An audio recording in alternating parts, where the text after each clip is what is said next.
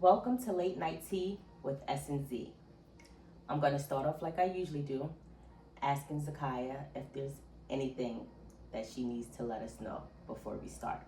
Well, what I will say is, this is kind of going to give up our little secret of the fact that we shot behind schedule this week. Oh, But definitely. we just finished watching the Eagles game against the Chargers. That was a ridiculous game.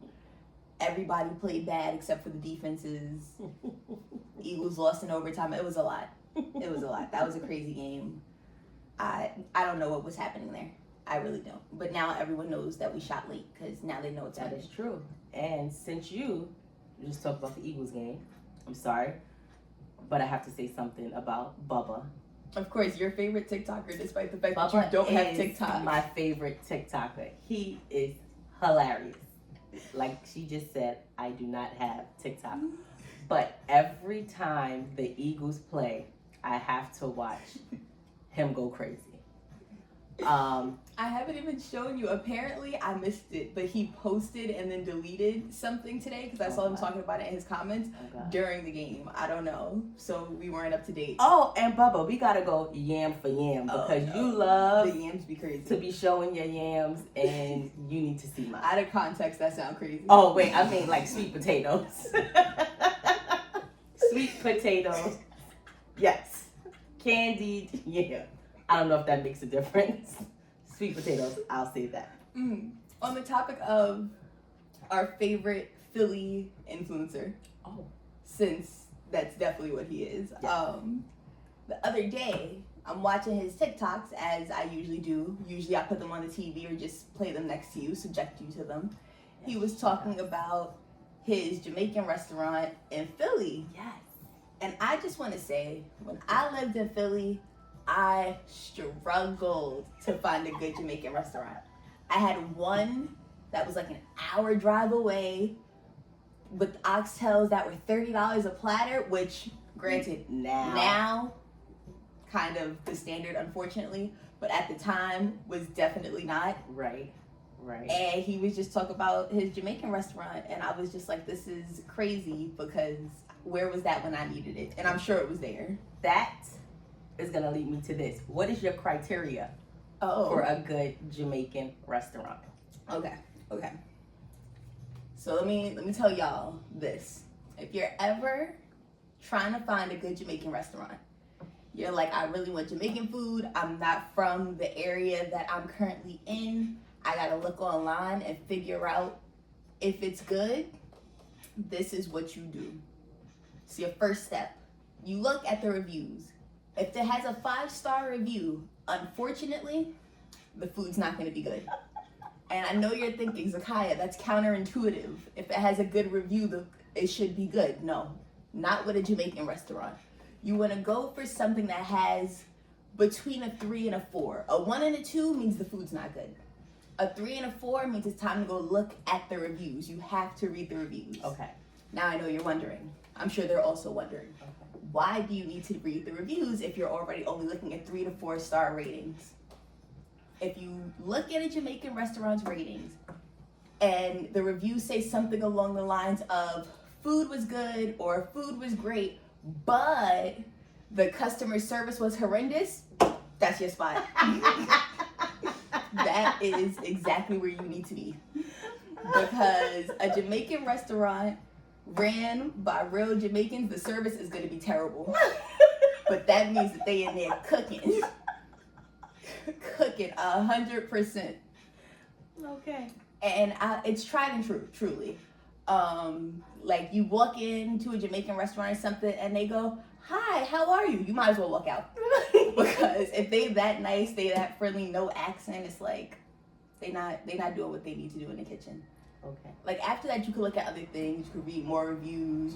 Check out pictures of the food and stuff. But if they say anything about great service, good service, the workers were so not, the food's not good. That's never And the this case. is a Jamaican takeout Well, restaurant.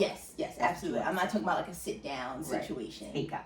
But like if you go into a Golden Press or something, Golden Press adjacent, Okay. that's why they be good. Well, if you can't tell, we're doing it a little different tonight. We're just going to have conversations about things. No real questions to go off of. We've interviewed each other at this point. It's been, I don't know, as much information as we're willing to give you at this point, unless there's more specific things that they would like to know. So now that we're out of questions, instead of ending the podcast, the new format is just going to be us yapping. Yapping. That's how you put it. Yes. Okay. I said talking, having a conversation, but I guess yapping it is. Well, so our main topic is holiday season. As we're filming this, we're in early December, which means we're smack in the middle of holiday season. We've gone through the Halloweens and Thanksgivings of the world. We're approaching the Christmas and New Year's. Oh, yes. So we're kind of stuck in the middle of holiday season. Now, they may not know this, but we are quite the holiday family. Oh, yes. Yes, we are. Very festive. Very festive.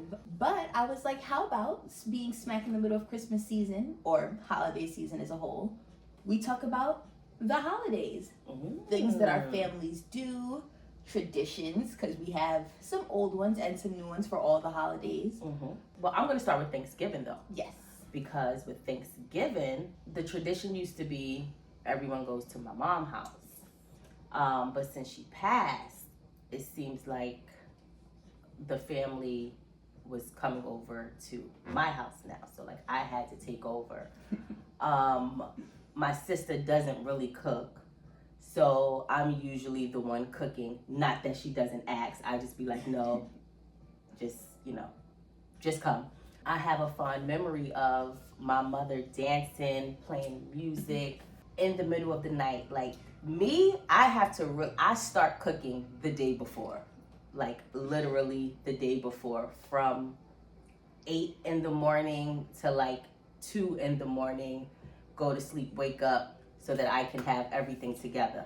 For the most part, it'd be done.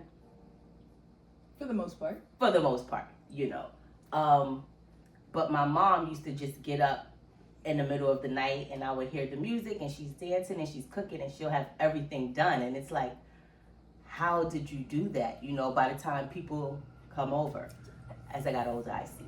I think this is a big running theme for us for holiday traditions and how they shift over time.